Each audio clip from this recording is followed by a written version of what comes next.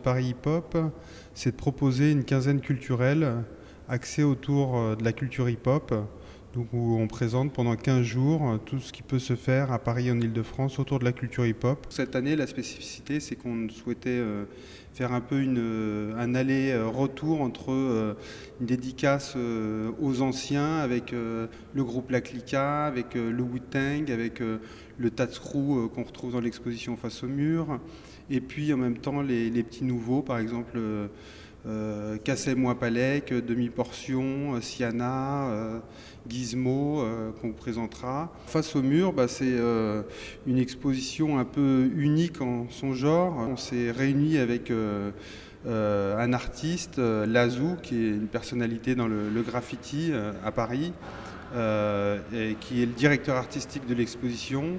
Et on a fait une sélection d'artistes ensemble, d'artistes français et internationaux, chacun repéré, qui sont des artistes phares, chacun dans leur pays. Dans le graffiti, on parle de crew, on parle d'équipe, et nous, c'est ce qu'on a voulu montrer, c'est que sur les murs, nous on offre des murs et ensuite on essaye que les artistes puissent trouver des correspondances les uns avec les autres.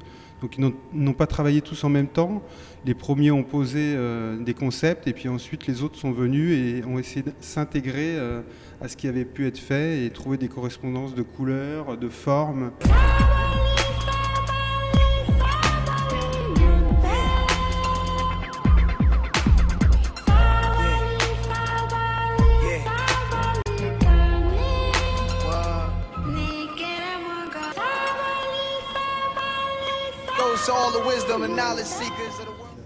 Donc c'est un projet qui s'appelle Face au mur, qui regroupe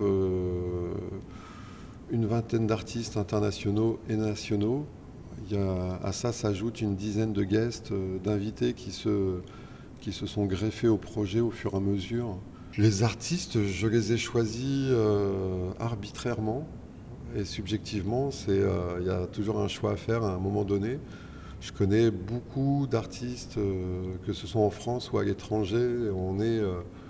On représente une culture picturale qui est vraiment internationale et qui dépasse les frontières en fait. On peut parler plus à chaque ville son graffiti et son style de graffiti. On retrouve cette expression sous des formes assez diverses parfois. Si on devait faire une comparaison animalière, c'est une belle réserve naturelle de ce qui se fait dans le graffiti et on en a besoin parce qu'il y a, paradoxalement, dans la rue, c'est quand même très difficile, même sur une ville comme Paris qui soutient des initiatives pour le graffiti, pour le street art, pour plein de choses.